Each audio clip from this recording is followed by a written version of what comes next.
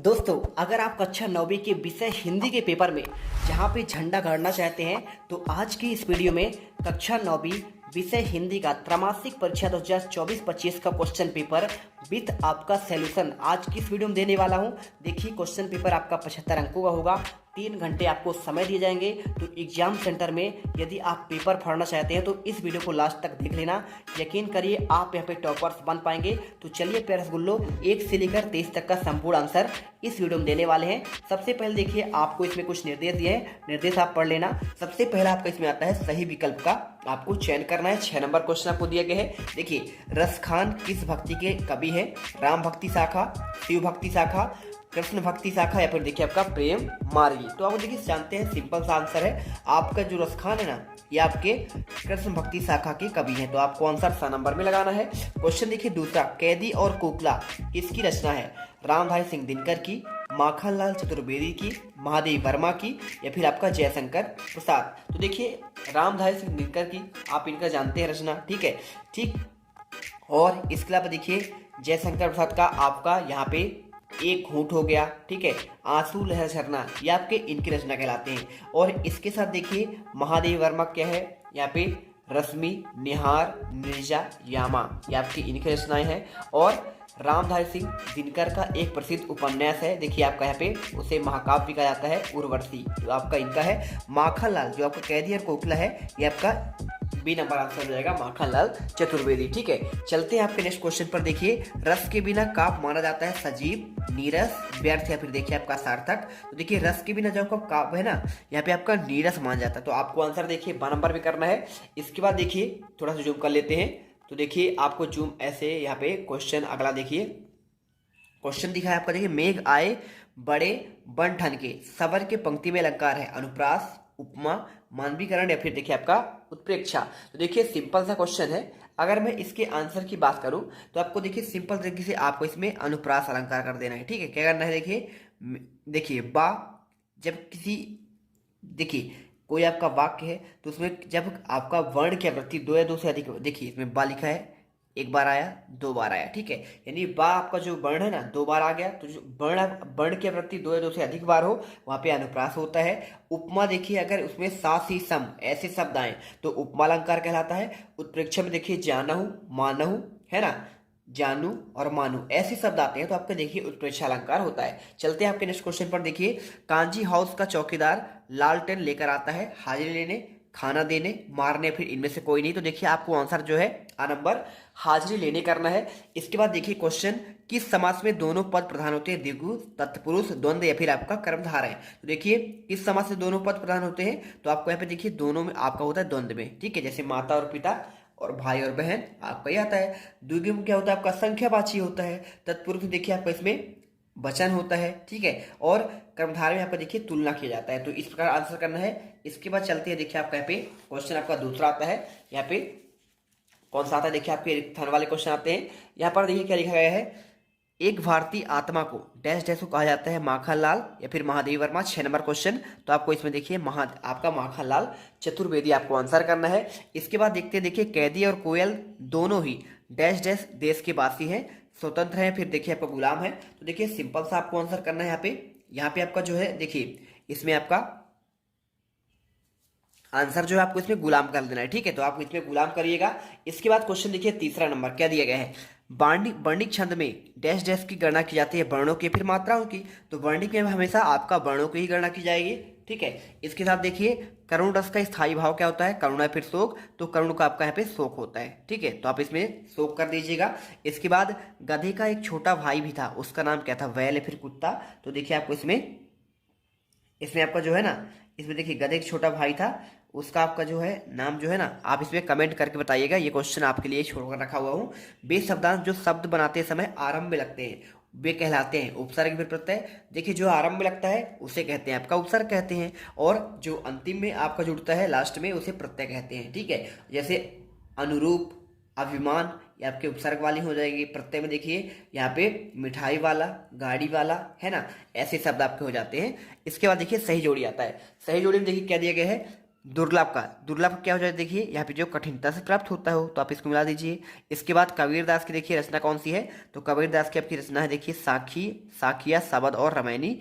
सम्मानी देखिए क्या होगा आपको यहाँ पे, यानी आपका आदर योग हो जाएगा। मृतिका देखिए क्या हो जाएगा आपका यहाँ पे, दो वैलू कथा देखिए किसने लिखा था, तो आप जानते हैं देखिए यहाँ पे आपको जो है ना, यहाँ पे मृतिका आपका मतलब होता है इसका मिट्टी होता है, और इसका दो वैलू कथा का आपका जो लेखक है देखिए यहाँ पे क्या हो जाएगा, मुंशी प्रेमचंद होगा। और जहरीला क्या होता है, देखिए यहाँ पे आपका हो जाएगा ये आपका सांप होता है। तो इस प्रकार से आपको आंसर करना है। इसके बाद देखिए आपका आता है इसमें एक वाक्य में उत्तर, एक शब्द फिर एक वाक्य में। छायावाद के चार प्रमुख आपके स्तंभ कवि कौन कौन से हैं, ये देखिए आपको 6 नंबर वाले क्वेश्चन है। चलिए आपको यहाँ पे आपको बताते हैं। तो देखिए आपको इसमें जो चार स्तंभ कवि है ना, पहले तो आपको देखिए इसमें आपको एक ट्रिक याद रखना है आपको, जसुमनी, ठीक है, जसुमनी याद कर लीजिएगा, ये देखिए।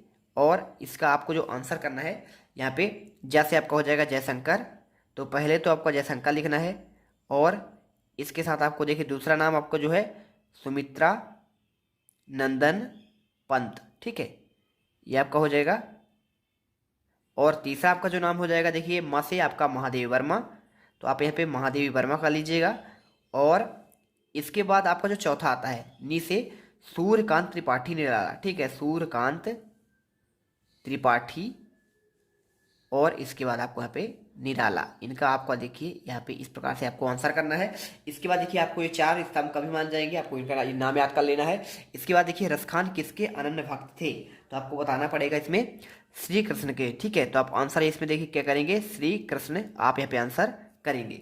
प्रबंध काव्य के दो भेद कौन कौन से हैं, देखिए आपका यहाँ पे होता है एक प्रबंध काव्य, और एक आपका होता है यहाँ पे मुक्तक काव्य, ठीक है, ये आपको आंसर याद करना है। इसके बाद जिस काव्य का आनंद पढ़कर या सुनकर लिया जाता है उसे क्या कहते हैं, तो यहाँ पे इसे कहते हैं रस कहते हैं, ठीक है। इसके बाद रचना के आधार पर वाक्य के कितने भेद होते हैं, तो रचना के आधार पर आपका यहाँ पे 3 भेद होते हैं। कितने होते हैं, देखिए 3 भेद। कौन कौन से होते हैं, देखिए यहाँ पे साधारण वाक्य, और यानी इसे सरल वाक्य भी कहते हैं, सरल वाक्य, ठीक है, और एक होता है आपका मिश्रित, और एक होता है आपका संयुक्त वाक्य। तो इस प्रकार से देखिए आपको अगर कोई आपसे अर्थ के आधार पर पूछता तो यहाँ पे आपको 8 प्रकार का लिखना पड़ता है, ठीक है। रीढ़ की हड्डी एकांकी किस समस्या पर आपका आधारित है, तो आपको देखिए यहाँ पे आपको आंसर करना था इसमें दहेज, तो आप आंसर इसमें दहेज कर देंगे। इसके बाद देखिए यहाँ पे देखिए पूरा आंसर कर लीजिए। आप अभी क्वेश्चन चौथे का आंसर आपको यहाँ पे दिए गए हैं। 5वें देखिए सत्य असत्य का आपको चयन करना है। सत्य असत्य का चयन कैसे करेंगे, यहाँ पे आपको देखिए रसखान के गुरु का नाम क्या आपका विट्ठल दास था, तो आपको देखिए इसमें आपको सत्य करना है, ठीक है। तो आप इसमें क्या करेंगे, सत्य करेंगे। इसका आंसर देखिए आपको मैं यहाँ पे दिखा दे रहा हूँ, ये देखिए आपको इसमें जो है ना यहाँ पे आपको सारे आंसर मिल जाए चौथे का आंसर। इसके बाद आपको देखिए आपको यहाँ पे सत्य असत्य वाले का आंसर, रसखान के गुरु का नाम क्या विट्ठल दास था, आपको इसमें सत्य करना है। और इसके बाद देखिए अगला क्वेश्चन देखिए मात्रिक छंद में क्या मात्राओं की गणना होती है, तो आपको यहाँ पे इसमें आपको सत्य करना है। रसयुक्त वाक्य क्या आपका काव्य कहलाता है, तो कथन क्या आचार विश्वनाथ का है, तो ये देखिए आपका ये भी सत्य हो जाएगा। और अगला देखिए यहाँ पे झूरी वैलों को देखकर गदगद हो गया, तो देखिए आपको इसमें सत्य करना है। और विचार विनिमय के माध्यम से क्या भाषा कहते हैं, ये भी आपका देखिए यहाँ पे सत्य हो जाएगा। इसके अलावा देखिए छंद को पढ़ने की प्रवाह को क्या आपका गति कहलाता है, तो आपको यहाँ पे असत्य करना है। इसके बाद देखिए क्वेश्चन आपका यहाँ पे क्या आता है, क्वेश्चन 5वां आता है भक्ति का आपको देखिए क्या इसे स्वर्णयुग क्यों कहा जाता है, आपको इसके आंसर लिखना है। चलिए आपको इनके आंसर आपको देते हैं, सिंपल तरीके से आपको इनका आंसर आपको मिल जाएगा। देखिए सबसे पहले आपको मैं क्वेश्चन नंबर 5 का आंसर देता हूं, तो आपको आंसर देख लीजिए, आपको यहाँ पे ये मिल जाएगा। क्वेश्चन 5 का आंसर आप इसे ये लिख दीजिएगा, ठीक है। आडंबरों खंडन, भक्ति काल में सभी आडंबरों खंडन करते हुए मानवतावाद की स्थापना की गई है, और इस प्रकार भक्ति काल का महत्व साहित्य और भक्ति भावना दोनों दृष्टियों से बहुत अधिक है, इसी कारण से स्वर्णयुग कहा गया है। इसके बाद देखिए आपका छायावाद की 2 प्रमुख विशेषता पूछा गया है, तो आप आंसर देख लीजिए, आपको यहाँ पे लिखना पड़ेगा पूरा आंसर। ध्वन्यात्मक लाक्षणिकता, सौंदर्य, प्रकृति विधान, उपचार, वक्ता के साथ सहानुभूति की छायावाद में विशेषता है, आप इसे आंसर करिए। और इसके बाद देखिए यहाँ पे क्वेश्चन आपका जो है 6 नंबर आता है, कबीरदास की शिल्प सौंदर्य की बात कर रहा है, तो आपको देखिए आंसर यहाँ पे जो है इसका आंसर आपको यहाँ पे ये मिल जाएगा, ठीक है। तो कबीरदास की आपको देखिए शिल्प सौंदर्य आपको यहाँ पे ये मिल जाएगा पूरा। इस तरह के आडंबर रचाकर स्वयं को श्रेष्ठ जताने की कोशिश करते हैं। कवि संसार को इन आडंबरों की निरर्थक के बारे में बार बार कहता है, परंतु उन पर कोई प्रभाव नहीं पड़ता है। कबीर सहज भक्ति मार्ग को सही ठहराते हैं। इस प्रकार देखिए आपको आंसर जो है आपको यहाँ पे लिख देना है, ठीक है। तो आप इनका आंसर कर लीजिएगा सिंपल तरीके से। इसके बाद देखिए आपको यहाँ पे क्वेश्चन अथवा का सुमित्रानंद पंत के भाव सौंदर्य की बात कर रहा है, तो आपको आंसर इसका भी देखिए आपको यहाँ पे ये मिल जाएगा, ठीक है। तो आप पूरा आंसर देखिए आप इसे कर लीजिएगा। इसके बाद चलते हैं आपको क्वेश्चन नंबर 7वां। देखिए क्वेश्चन जो आपको 7वां आता है ना, यहाँ पे क्या बोला गया है, देखिए मानसरोवर से कवि का क्या आशय है। तो देखिए आपको अगर मैं इसके आंसर की बात करूं तो यहाँ पे क्वेश्चन जो है ना आपको यहाँ पे मानसरोवर से कवि का आशय है हृदय रूपी तालाब से है जो हमारे मन में स्थित है। इसके साथ देखिए हथकड़ियों को गहना क्यों कहा जाता है।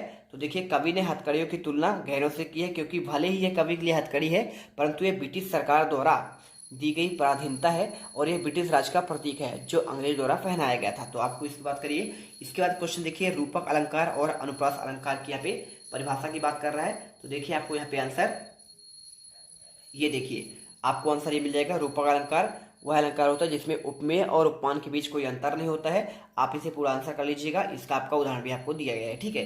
इसके बाद देखिए आपको अनुप्रास अलंकार के उदाहरण आपको यहाँ पे पहले आपको इसकी परिभाषा लिखना है और परिभाषा के बाद आपको यहाँ पे उदाहरण भी आपको दिया गया है, देखिए, ठीक है। कर लीजिए क्वेश्चन नंबर 9। देखिए चौपाई छंद की परिभाषा आपको उदाहरण सहित आपको बतानी है।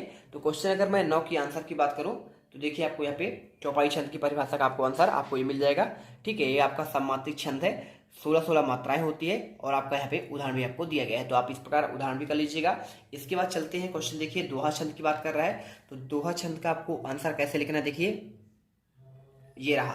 तो दोहा छंद का आपको देखिए आंसर आपको यहाँ पे ये कर देना है। दोहा आपका एक अर्ध सम्मात्रिक छंद है और यह छंद सोठा के आपका विपरीत होता है, क्योंकि देखिए इसमें आपका प्रथम और तृतीय में 13 होती है ना। सोठा में आपका क्या होता है 11 मात्राएं होती है, यानी इसका उल्टा होता है। और द्वितीय में इसमें देखिए 11 मात्राएं, तो उसमें आपका 13 होती है। तो इस प्रकार देखिए आपको आंसर करना है और इसका आपको यहाँ पे उदाहरण भी आपको दिया गया है। तो आप इसे आंसर याद करिए। और इसके बाद क्वेश्चन देखिए 10वां। प्रेमचंद की 2 रचनाएं लिखते हुए उसकी भाषा शैली की आपको विशेषता बतलानी है, ठीक है। तो कैसे आंसर करेंगे, देखिए यहाँ पे प्रेमचंद की 2 रचनाएं, तो आपको यहाँ पे देखिए ये मिल जाएगा। देखिए इनकी आपकी 2 रचनाएं कौन कौन सी जाएगी, गोदान, कर्मभूमि, पूस की रात। यहाँ पे 4 दिए गए हैं, 4 में से आपको 2 करना है।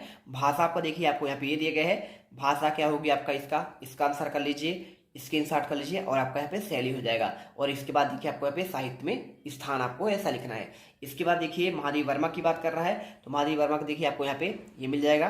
2 रचनाएं निहार, नीरजा, दीपशिखा या फिर शांति गीत है। और भाव पक्ष में आपको देखिए आपको यहाँ पे ये लिख देना है। और इसके बाद आपको यहाँ पे कला पक्ष आपका हो जाएगा और आपका ये हो जाएगा साहित्य में स्थान। तो आपको इस प्रकार देखिए आंसर करना है। इसके बाद क्वेश्चन देखिए आपका यहाँ पे 11वां आता है।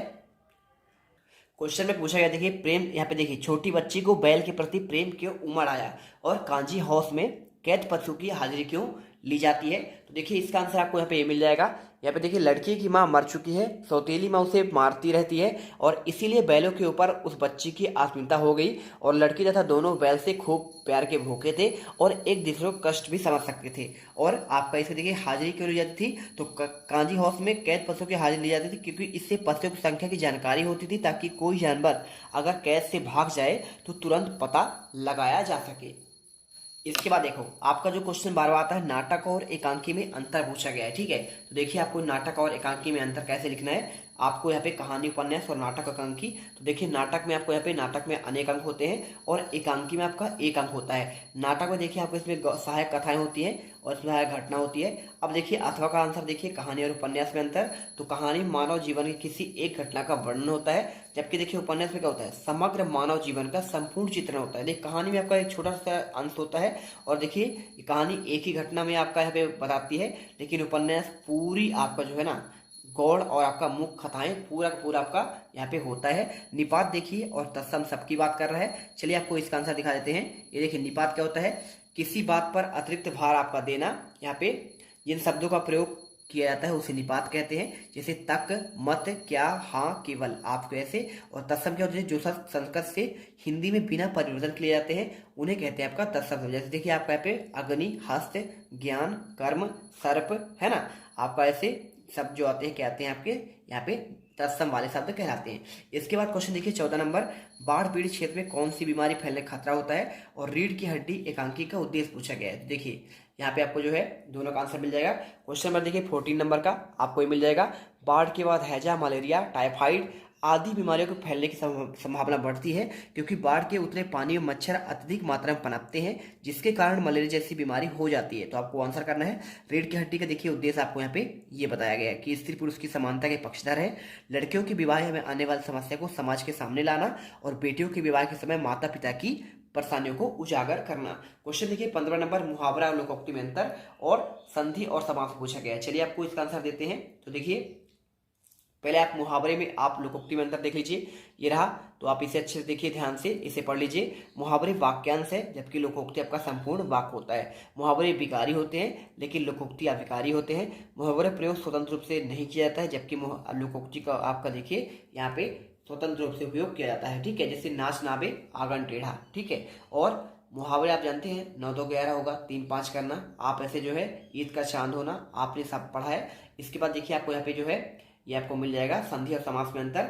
देखिए आपको संधि में क्या होता है, संधि 2 अक्षरों के मेल से आपका बनता है, जबकि आपका समास यहाँ पे 2 आपके शब्दों के मेल से बनता है, या अक्षरों के मेल से यानी वर्णों के और आपके शब्दों के मेल से। ठीक है, इसकी तोड़ने की क्रिया आपका संधि विच्छेद कहलाती है और इसे तोड़ने की क्रिया समास विग्रह कहलाता है। और इसके बाद देखिए क्वेश्चन आपका मैंने 15 तक का आंसर यहाँ पे दे दिया है पहले पार्ट में। अब आपका जो सेकेंड पार्ट होगा ना, उसमें आपको देखिए पूरे आपके आगे के यहाँ पे क्वेश्चन 23 तक के आंसर आपको नेक्स्ट आपकी वीडियो मिलेगा, क्योंकि देखिए वीडियो बहुत लंबा बन जाएगा, इसलिए हम चाहते हैं सेकेंड पार्ट में पूरा किया जाए। इसके लिए आपको करना क्या है, सबसे पहले तो देखिए अगर आप यहाँ पे त्रैमासिक के एग्जाम में, जैसे आपने क्लास 8 के पेपर में धमाल मचाया है, अब आपकी बारी है क्लास 9 की, हम पर छोड़ दीजिए, सेट वी को अच्छे से रेडी करिए। ये क्वेश्चन पेपर आपके एग्जाम में आने वाले हैं और इसके साथ आपको एक टेलीग्राम का लिंक इस वीडियो कमेंट बॉक्स में दिया जा रहा है, फटाफट जाकर ज्वाइन कर लेना, जिससे आप क्या कर सके, यहाँ पे टॉपर्स बन सके। मिलते हैं नेक्स्ट वीडियो पर। जय हिंद, जय भारत।